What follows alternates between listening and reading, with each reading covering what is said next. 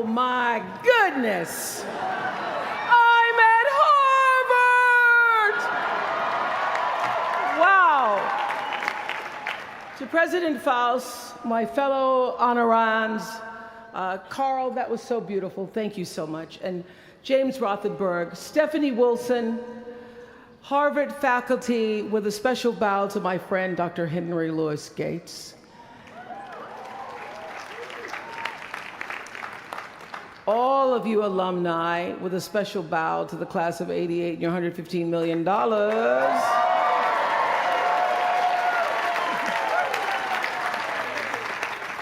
And to you, members of the Harvard class of 2013, hello.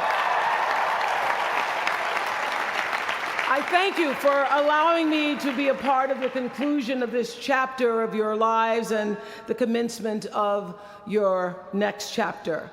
To say that I'm honored doesn't even begin to quantify the depth of gratitude that really accompanies an honorary doctorate from Harvard. Not too many little girls from rural Mississippi have made it all the way here to Cambridge, and I can tell you that I consider today, as I sat on the stage this morning, getting teary for you all and then teary for myself, I consider today a defining milestone in a very long and a blessed journey. My one hope today is that I can be a source of some inspiration. I'm going to address my remarks to anybody who's ever felt inferior or felt disadvantaged, felt screwed by life. This is a speech for the quad.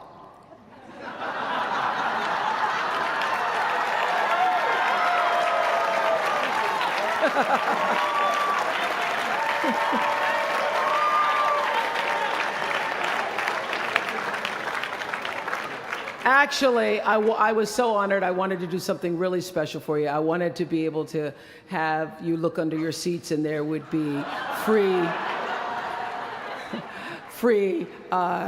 master and doctor degrees. But I see you got that covered already. I will be honest with you. I felt a lot of pressure over the past few weeks to come up with something that I could share with you that you hadn't heard before, because after all, y'all went to Harvard, I did not. But then I realized that you don't have to necessarily go to Harvard to have a driven, obsessive, type A personality, but it helps. And while I may not have graduated from here, I admit that my personality is about as Harvard as they come. You know, my television career began unexpectedly. As you heard this morning, I was in the Miss Fire Prevention contest. That was when I was 16 years old in Nashville, Tennessee, and you had the requirement of having to have red hair in order to win up until the year that I entered. So they were doing the question and answer period, because I knew I wasn't going to win in the swimsuit competition. So during the question and answer period, the question came, "Why, young lady, what would you like to be when you grow up?" And by the time they got to me, all the good answers were gone. So I had seen Barbara Walters on the Today Show that morning, so I answered, "I would like to be a journalist. I would like to tell other people's stories in a way that makes a difference in their lives and the world." And as those words were coming out of my mouth, I went, "Whoa, this is pretty good. I would like to be a journalist. I want to make a difference." Well, I was on television by the time I was 19 years old. And in 1986, I launched my own television show with a relentless determination to succeed. At first, I was nervous about the competition, and then I became my own competition, raising the bar every year, pushing myself as hard as I knew. Sound familiar to anybody here? Eventually, we did make it to the top, and we stayed there for 25 years. The Oprah Winfrey Show was #1 in our time slot for 21 years, and I have to tell you, I became pretty comfortable with that level of success. But a few years ago, I decided, as you will at some point, that it was time to recalculate, find new territory, break new ground. So I ended the show and launched OWN, the Oprah Winfrey Network. The initials just worked out for me. So 1 year later, after launching OWN, nearly every media outlet had proclaimed that my new venture was a flop. Not just a flop, but a big, bold flop, they call it. I can still remember the day I opened up USA Today and read the headline, "Oprah not quite standing on her own." I mean, really, USA Today, now that's the nice newspaper. It really was, this time last year, the worst period in my professional life. I was stressed and I was frustrated, and quite frankly, I was embarrassed. It was right around that time that President Faust called and asked me to speak here, and I thought, you want me to speak to Harvard graduates? What could I possibly say to Harvard graduates, some of the most successful graduates in the world, in the very moment when I had stopped succeeding? So I got off the phone with President Faust, and I went to the shower. It was either that or a bag of Oreos. So I chose the shower. And I was in the shower a long time, and as I was in the shower, the words of an old hymn came to me. You may not know it. It's by and by, when the morning comes. And I started thinking about when the morning might come, because at the time I thought I was stuck in a hole. And the words came to me, trouble don't last always, from that hymn. This too shall pass. And I thought, as I got out of the shower, I am going to turn this thing around, and I will be better for it. And when I do, I'm going to go to Harvard, and I'm going to speak the truth of it. So I'm here today to tell you, I have turned that network around.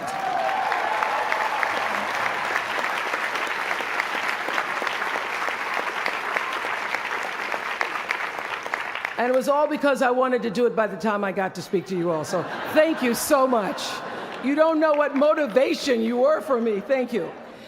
I'm even prouder to share a fundamental truth that you might not have learned even as graduates of Harvard, unless you studied the ancient Greek hero with Professor Naj.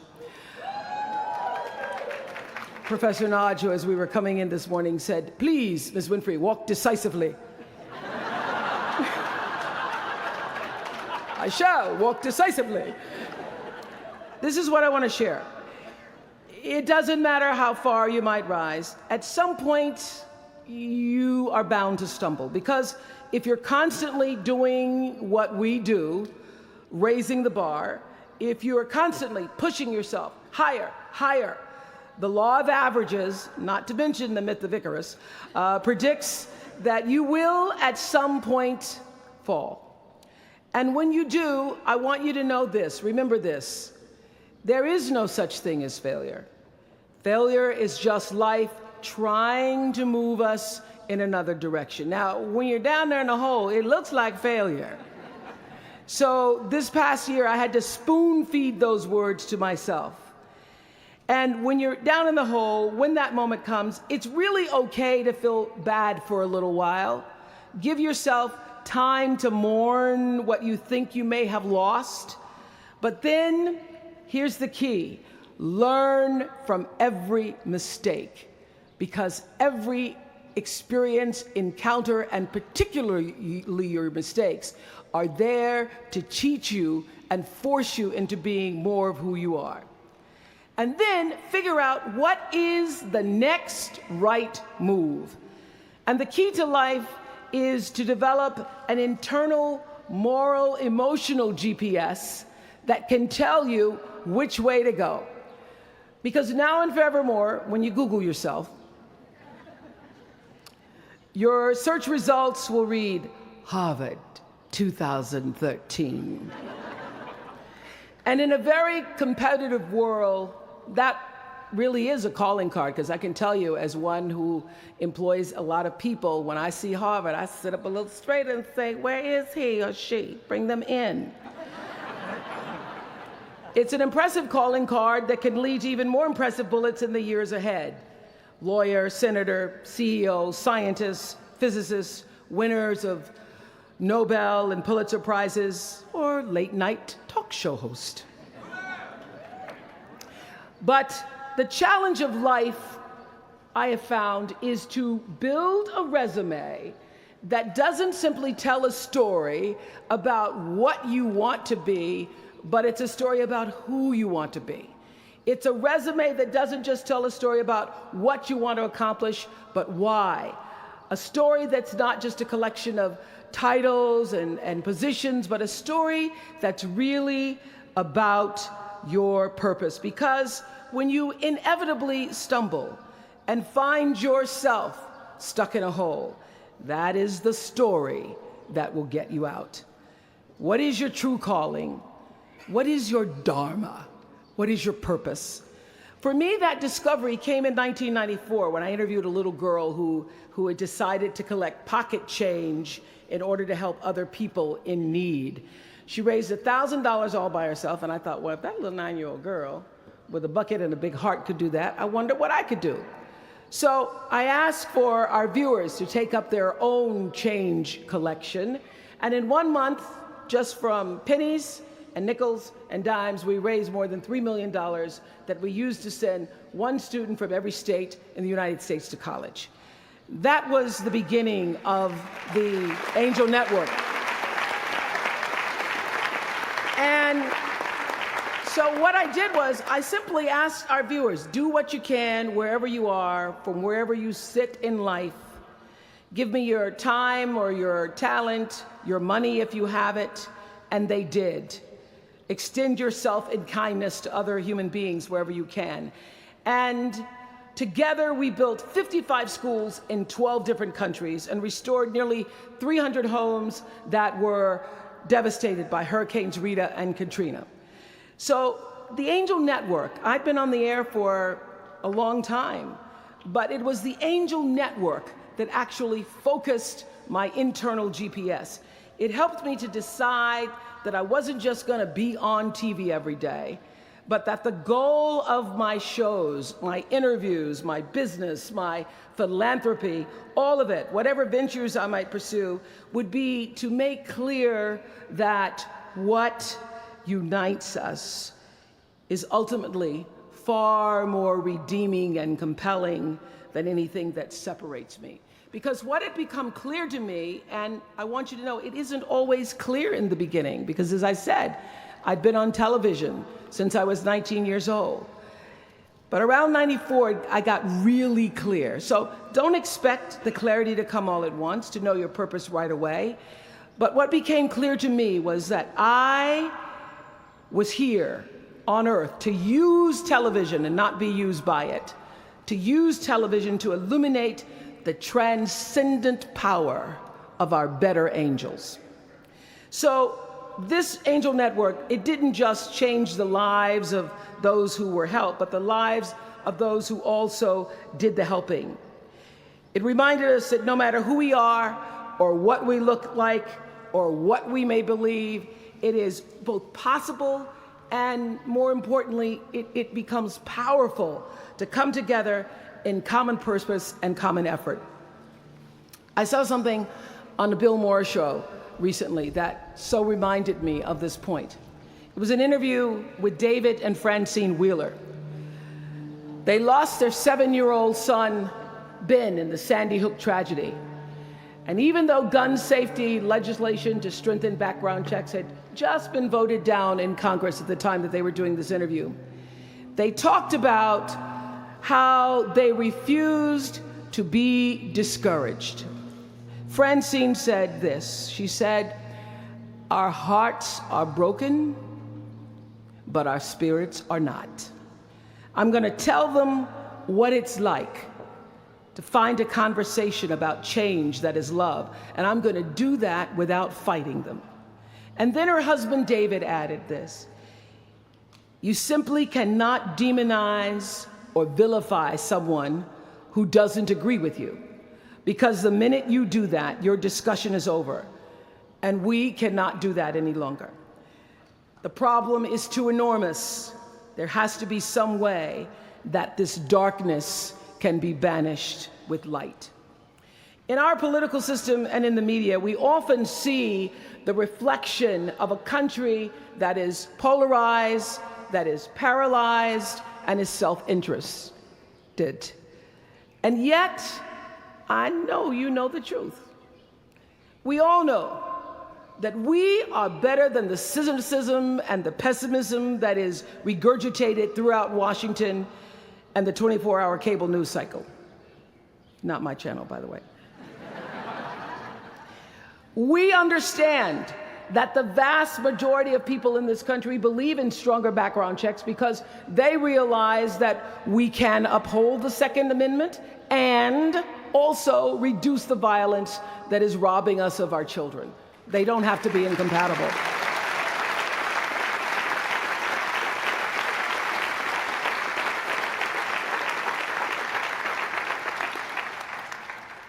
And we understand that most Americans believe in a clear path to citizenship for the 12 million undocumented immigrants who reside in this country, because it's possible to both enforce our laws and at the same time embrace the words on the Statue of Liberty that have welcomed generations of huddled masses to our shores. We can do both.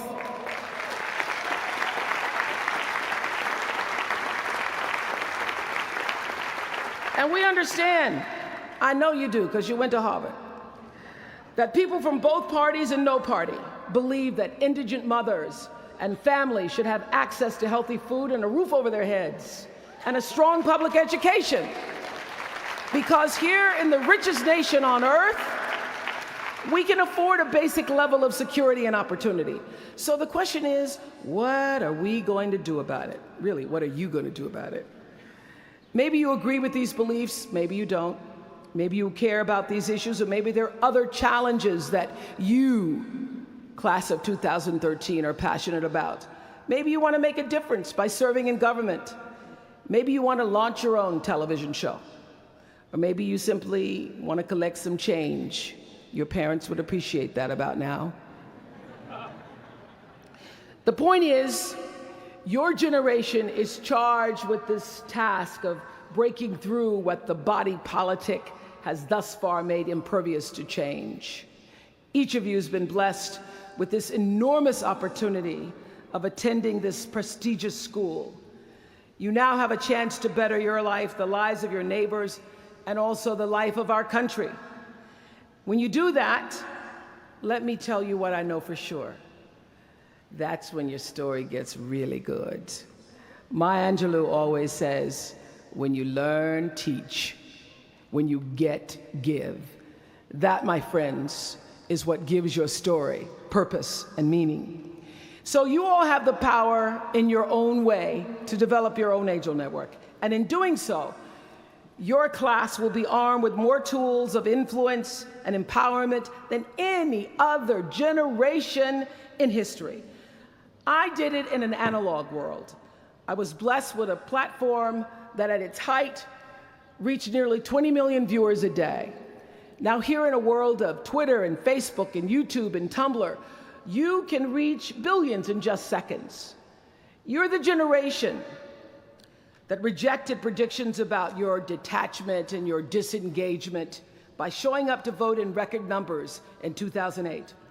And when the pundits said, they talked about you, they said you'd be too disappointed, you'd be too dejected to repeat that same kind of turnout in the 2012 election, and you proved them wrong by showing up in even greater numbers. That's who you are. This generation, your generation, I know, has developed a finely honed radar for BS. Can you say BS at Harvard? the spin and phoniness and artificial nastiness that saturates so much of our national debate. I know you all understand better than most that real progress requires an authentic way of being, honesty, and above all, empathy. I have to say that the single most important lesson I learned in 25 years talking every single day to people was that there's a common denominator in our human experience. Most of us, I tell you, we don't want to be divided. What we want, the common denominator that I found in every single interview, is we want to be validated. We want to be understood.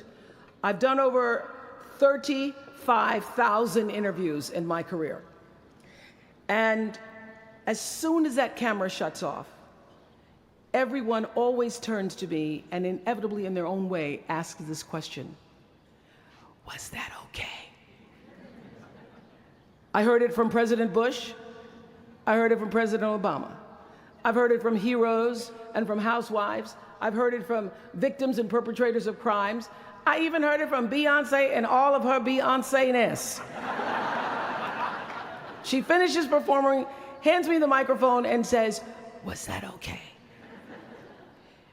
Friends and family, yours, enemies, strangers, in every argument, in every encounter, every exchange, I will tell you, they all want to know one thing: was that okay? Did you hear me? Do you see me? Did what I say mean anything to you? And even though this is the college where Facebook was born, my hope is that you will try to go out and have more face-to-face conversations with people you may disagree with.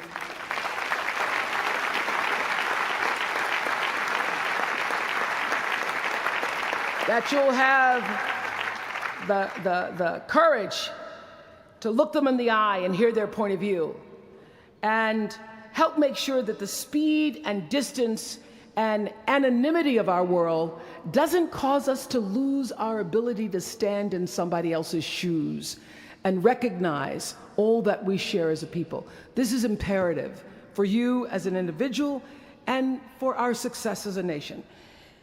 There has to be some way that this darkness can be banished with light, says the man whose little boy was massacred on just an ordinary Friday in December.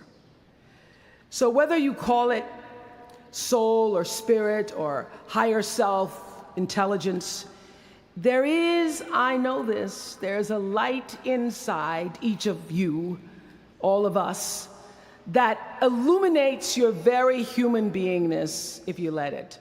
And as a young girl from rural Mississippi, I learned long ago that being myself was much easier than pretending to be Barbara Walters. Although when I first started, because I had Barbara in my head, I would try to sit like Barbara, talk like Barbara, move like Barbara. And then one night I was on the news, reading the news, and I called Canada Canada. And that was the end of me being Barbara. I cracked myself up on TV, couldn't stop laughing, and my real personality came through. And I figured out, oh gee, I can be a much better Oprah than I could be a pretend Barbara. I know that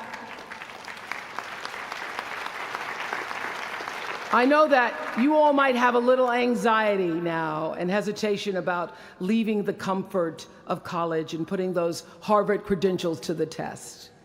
But no matter what challenges or setbacks or disappointments you may encounter along the way, you will find true success and happiness if you have only one goal. There really is only one, and that is this: to fulfill the highest, most truthful expression of yourself as a human being.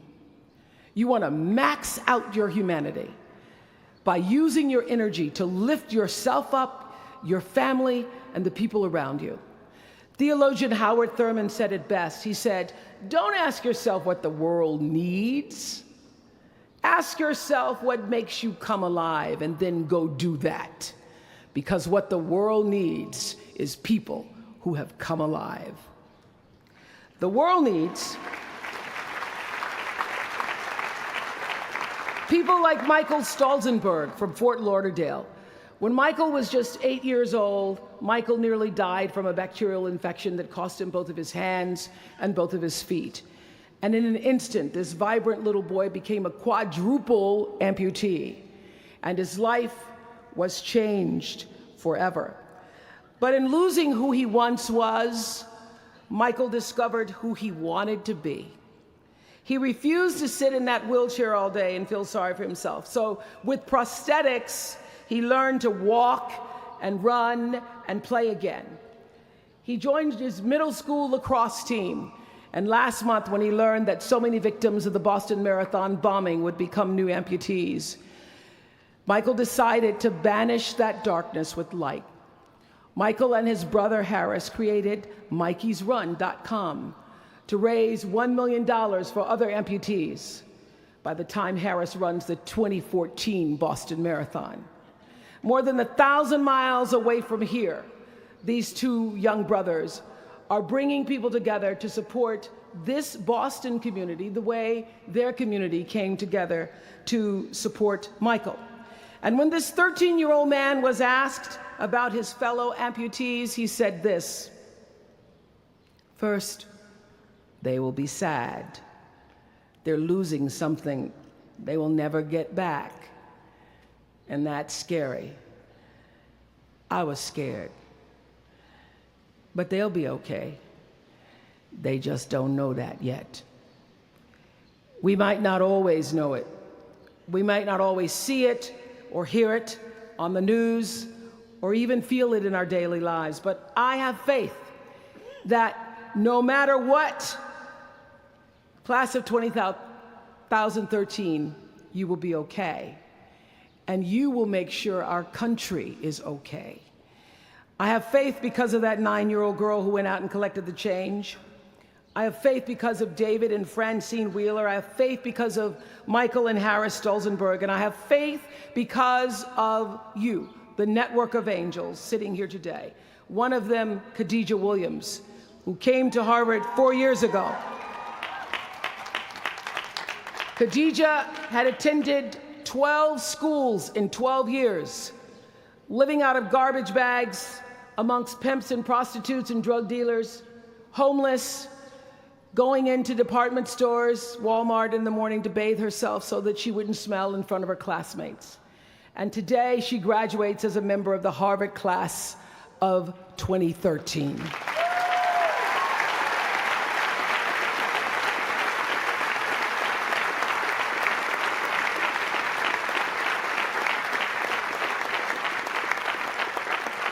From time to time, you may stumble, fall. You will for sure count on this. No doubt. You will have questions and you will have doubts about your path. But I know this: if you're willing to listen, to be guided by that still small voice that is the GPS within yourself, to find out what makes you come alive, you will be more than okay. You will be happy, you will be successful, and you will make a difference in the world. Congratulations, class of 2013. Congratulations to your family and friends. Good luck, and thank you for listening. Was that okay?